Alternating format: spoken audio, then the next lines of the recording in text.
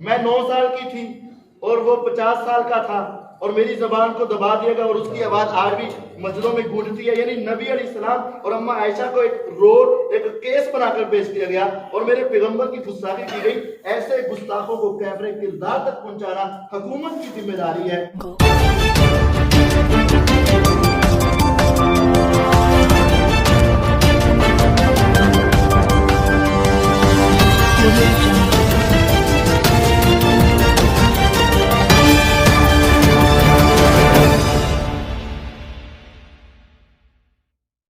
السلام علیکم ناظرین، میں ہوں آپ کا ہوسٹ احسن محمود اوان. ناظرین، پاکستان میں 8 مارچ کا نام دے دیا گیا ہے عورت مارچ. کیا اسلام میں عورت مارچ کی اجازت ہے؟ کیا اسلام میں عورت کو کتنی آزادی ہے؟ کیا اس حد تک آزادی ہے کہ وہ اس کا جسم اور اس کی مرضی ہو؟ کیا اس کو یہ اجازت ہے کہ وہ اپنے خاوند کی جرابیں ڈھونڈ کے نہ دے؟ کیا یہ اس کو اجازت ہے کہ وہ اپنے خاوند کو سالن گرم کر کے نہ دے؟ کیا اس کو اجازت ہے کہ وہ گھر سے اپنے خاوند کی اجازت کے بغیر، اپنے بھائی کی اجازت کے بغیر جائے؟ کیا اسلام میں عورت کو کتنی آزادی ہے؟ آئیے بات کرتے ہیں اس موضوع پہ ایک بہت ہی بڑے مذہبی اسکالر قاری عتیق الرحمان علوی صاحب سے، اور ان سے پوچھتے ہیں کہ کیا اسلام میں عورت کو آزادی ہے یا نہیں ہے؟ اگر ہے تو کس حد تک ہے؟ آئیے بات کرتے ہیں. السلام علیکم. جی وعلیکم السلام. کیا حال ہے قاری صاحب؟ ٹھیک ٹھاک ہیں آپ؟ جی الحمدللہ اللہ کے. قاری صاحب، 8 مارچ کو اب عورت مارچ کا نام دے دیا گیا ہے، جس میں تمام آنٹیاں نکلتی ہیں اور اپنے پلے کارڈ لے کے نکلتی ہیں، میرا جسم میری مرضی. کیا اسلام میں اجازت ہے عورت کو باہر نکلنا؟ اگر ہے تو کس حد تک ہے؟ اسلام میں عورت کو صرف ضرورت کے تحت باہر جانے کی اجازت ہے، اور وہ بھی حجاب اور پردے کے اندر. لیکن یہ تو اسلام والی عورتیں تو کرتی نہیں نا ایسا کام. یہ جو عورت مارچ نکالا جا رہا ہے یہ اصل میں اسلام بیزار لوگوں کا کام ہے. مسلمان عورت کے لیے تو یہ ہے ہی نہیں، اور حیا والی اور شرم والی عورت تو ایسا کرتی نہیں. یہ اصل میں اسلام سے آزادی چاہ رہی ہیں. وہ اللہ تعالیٰ نے تو ان کو مسلمانوں کے گھر میں پیدا کر دیا، لیکن اب وہ اسلام سے نکلنا چاہ رہی ہیں، اس وجہ سے یہ کام کر رہی ہیں. حالانکہ ان کو علم ہونا چاہیے کہ اسلام نے جو ان کو تحفظ دیا ہے نا، وہ کسی مذہب میں نہیں ہے. اور آپ دیکھیں یورپ میں جا کر جنہوں نے یہ سارے کھیل کھیل لیے نا، اب وہ اسلام کی طرف واپس آنا چاہ رہی ہیں. انہوں نے دیکھ لیا ہے کہ یہ بھیڑیے کیسے ہمیں نوچتے ہیں اور کیسے ہماری عزتوں کو تار تار کرتے ہیں. آپ نے دیکھا ہوگا حال ہی میں یورپ کے اندر بھی 8 مارچ کو اپنایا گیا، اور اس میں کیا تھا کہ عورتیں اپنے ثقاف عورتوں کو دے رہی ہیں، اپنے دوپٹے عورتوں کو ہبا کر رہی ہیں، اور اپنا عبایا اور برقعے لوگوں کو دے رہی ہیں. کہ یہ عورت مارچ یہ ہے کہ عزت کا تحفظ ہو، شرم کا تحفظ ہو، مقام کا تحفظ ہو. یہ عورت مارچ یہ ہے کہ کیا عزت کی نیلامی ہو؟ عورت مارچ یہ کہ عزت کا کیا ہو؟ تحفظ ہو. تو عزت کا تحفظ باہر نکل کر نہیں ہے، پردے میں رہ کر. اگر تو یہ اپنے حقوق لینے کے لیے نکلی ہیں تو ان کا حق تو یہ تھا کہ ان کے اوپر کوئی گندی نظر نہ پڑے. حق یہ تھا کہ ان کا کوئی دوپٹہ نہ نوچے. حق یہ تھا کہ ان کے لباس کو نہ اتارے. یہ حق نہیں تھا کہ ہم لباس اتارنا چاہ رہی ہیں ہمیں اتارنے دیا جائے. یہ حق تو نہیں ہے. یہ تو سیدھی اسلام سے بغاوت ہے اور شریعت کا ٹکراؤ ہے. اسلام قطعاً اس کی اجازت نہیں دیتا. اس عورت کو اپنی اصلیت دیکھنی چاہیے کہ اسلام سے پہلے ان کی کیفیت کیا تھی. بچی پیدا ہوتی تو زندہ دفن کر دی جاتی، اور باپ اپنے ہاتھوں سے دفن کرتا. عورت کو کس سے تحفظ چاہیے؟ باپ سے تحفظ چاہیے. باپ تو اس کی عزت کا رکھوالا ہے. بھائی سے آزادی چاہیے. بھائی تو اس کی عزت کا رکھوالا ہے.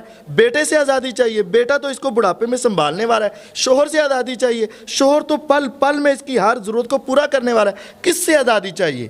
غیر مردوں سے آزادی چاہیے نا. تو وہ تو شریعت میں آ کر آزادی ہے، نہ کہ شریعت سے باہر نکل کر. باپ، بیٹا، خاوند، بھائی، یہ 4 دیواری ہے.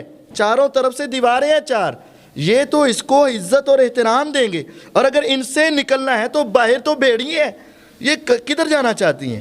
اسلام کے اندر آنا چاہتی ہیں، اسلام سے باہر؟ عزت کا تحفظ چاہتی ہیں یا عزت سے باہر نکلنا چاہتی ہیں؟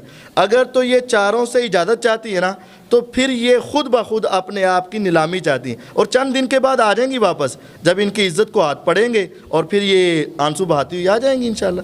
قاری صاحب، ان کا موقف ہے کہ ہمیں آزادی نہیں دی جاتی، ہمارے اوپر کچھ پابندیاں لگائی جاتی ہیں کہ ہم گھر سے نہ نکلیں، ہم اکیلی جانا چاہتی ہیں. کیا یہ اسلام میں اجازت ہے کہ وہ گھر سے اکیلی جائیں؟ کیا ان کو اجازت ہے کہ وہ اپنی مرضی کے کپڑے پہن سکیں، وہ اپنے جسم کی نمائش کر سکیں؟ اگر اسلام میں اجازت ہے تو وہ کس چیز کی اجازت ہے؟ اگر تو آپ دیکھتے ہیں نا اسلام کی روح سے، تو دیکھیں اسلام کے بارے میں نبی علیہ الصلوۃ والسلام کا یہ ارشاد ہے الدنیا سجن المومن، دنیا مومن کے لیے قید خانہ ہے۔ تو جب قید خانہ مانو گے تو پھر اس وقت تمہیں اپنے لباس، اپنے کھانے، اپنے پینے اور پورے جسم کے اوپر قیدی بننا پڑے گا۔ وجنت الکافر، کافر کے لیے جنت ہے۔ پہلے تو یہ طے کریں کہ یہ مسلمان ہے یا کافر ہے۔ اگر تو کافر ہے تو پھر ہم اس کے بارے میں بحث ہی نہیں کریں گے، تو کافر جو چاہے سو کرے۔ اور اگر یہ مسلمان ہے اور کلمہ پڑھتی ہیں، اللہ تعالیٰ کی توحید کا اقرار کرتی ہیں، رسول اللہ صلی اللہ علیہ وسلم کی رسالت کا اقرار کرتی ہیں، پھر آزادی کیسے؟ پھر آزادی وہی ہے جو شریعت آزادی دے گی۔ ہاں، ایک آزادی ہے اور ایک غلامی ہے، ایک جہاں یہ ہے، ایک جہاں وہ ہے۔ جو یہاں غلام بن گیا، قیدی بن گیا، وہ وہاں آزاد ہو جائے گا۔ جو یہاں آزاد رہنا چاہتا ہے وہاں غلام ہو جائے گا۔ پہلے تو یہ تعین کر لیں کہ یہ مسلمان ہے یا کافر۔ اگر تو مسلمان ہے پھر یہاں قید اور جنت میں آزادی، اور اگر یہ کافر ہے تو پھر یہاں آزاد اور جہنم میں قید۔ پہلے تو یہ طے کر لیں۔ اگر یہ کہتے ہیں ہم مسلمان ہیں، کلمہ پڑھتے ہیں، تو پھر ان کو ماننا پڑے گا کہ ہمیں اماں فاطمہ کا رول ادا کرنا ہوگا، ان کو ماننا پڑے گا اماں خدیجہ رضی اللہ عنہ کا رول ادا کرنا پڑے گا، ان کو ماننا پڑے گا اماں عائشہ رضی اللہ عنہ کا رول ادا کرنا پڑے گا، ان کو ماننا پڑے گا کہ سیرت کے اندر جو صحابیات کا مقام اور ائمہ دین کا مقام، ہمیں ان کے مطابق چلنا پڑے گا۔ اگر تو یہ مسلمان ہیں تو پھر ان پر پابندی لگنی ہے۔ مسلمان پر 5 وقت کی پابندی ہے کہ نہیں؟ وہ آزادی چاہے گا تو مسلمان رہے گا۔ مسلمان پر پابندی ہے اپنے مال سے زکوٰۃ دینی ہے، تو نے نہیں دو گے تو مسلمان رہو گے۔ مسلمان پہ پابندی ہے تو نے روزے رکھنے ہیں۔ اگر وہ چاہے مجھے ان سے آزادی مل جائے تو وہ صرف اس سے آزادی نہیں، اسلام سے آزادی لینا چاہ رہا ہے۔ تو اسلام نے عورت کے اوپر پردے کی پابندی لگائی ہے۔ ہاں، پردے میں رہ کے جیسا چاہیں لباس پہنے، پردے میں رہ کے اپنے خاوند کے سامنے جیسے چاہیں سو آئیں۔ شریعت نے اس کو آزادی بھی دی ہے گھر کی 4 دیواری کے اندر۔ ہاں، خاوند کو ہے کہ اس کو سیر کے لیے لے جائے، آؤٹنگ کے لیے لے جائے، اس کے ساتھ اچھا سلوک کرے، اس کے ساتھ کھیل لے، اس کے ساتھ زندگی اچھی گزارے۔ یہ شریعت نے آزادی دی ہے، لیکن ایک حد تک دی ہے۔ اگر یہ چاہیں کہ میں خاوند کی خدمت نہیں کروں گی، میں اس کی مرضی کے مطابق نہیں چلوں گی، میں اپنی مرضی کے مطابق چلوں گی، میں اکیلی ڈرائیونگ کر کے جاؤں گی، میں اکیلی جاب کروں گی، تو یہ ہاں ایک مزدور تو مل جائے گا، لیکن ایک اچھی ماں معاشرے کو نہیں ملے گی۔ مزدور مل جائیں گے، یہ کیسی عجیب حماقت ہے۔ آزادی چاہتی ہیں، مزدور بننا آزادی ہے؟ یہ جا کے 8-8 گھنٹے ڈیوٹی کرنا اور ملازمت کرنا اور ایک خاوند کے بجائے سارے اپنے سپروائزروں کی باتیں ماننا، یہ آزادی ہے؟ ایک خاوند کی ہوس پوری کرنے کے بجائے، خواہش پوری کرنے کے بجائے پورے عملے کی خواہش کو پوری کرنا، یہ آزادی ہے؟ ایک خاوند کی بات ماننے کے بجائے پورے گاہکوں کے سامنے جی کرنا، یہ آزادی ہے؟ یہ تو غلامی ہے۔ آزادی کس کا نام ہے؟ یہ آزادی نہیں ہے۔ اسلام کے اندر ہی آزادی ہے اور اسلام کے اندر ہی کامیابی۔ یا تو یہ اسلام کا نام چھوڑ دے، سیدھا کہیں ہم کافر ہیں۔ سامنے رکھنی چاہیے قرآن سورۃ النور، اللہ تعالیٰ کا فرمان ان الذین یحبون ان تشیع الفاحشۃ فی الذین آمنوا، جو یہ بے حیائی کو پھیلانا پسند کرتے ہیں، لہم عذاب علیم، المناک عذاب، دردناک عذاب، فی الدنیا والآخرہ، دنیا میں بھی ان کو عذاب ملے گا، آخرت میں بھی عذاب ملے گا۔ ان کی آخرت تم دیکھ لینا اور ان کی موت تم دیکھ لینا، جو اس طرح کی بے حیائیاں کرتی ہیں۔ اسلامی جمہوریہ پاکستان قطعاً اس کی اجازت نہیں دیتا، اور ہمارا آئین بھی قطعاً اس کی اجازت نہیں دیتا۔ یہ چند لوگ اوپر ملے ہوئے ہیں اور یہ چند رنڈیاں سی اکٹھی ہوئی ہیں، یہ سارے اسلام کا نام بدنام کر رہے ہیں۔ اسلام اور اسلامی جمہوریہ پاکستان اور ہمارا آئین اور ہمارا قانون قطعاً اس کی اجازت نہیں دیتا، اور شریعت تو بالکل اس کی اجازت نہیں دیتی۔ یہ لوگ اپنی دنیا بھی برباد کر رہے ہیں اور آخرت بھی۔ ویسے یہ لوگ ہیں کون؟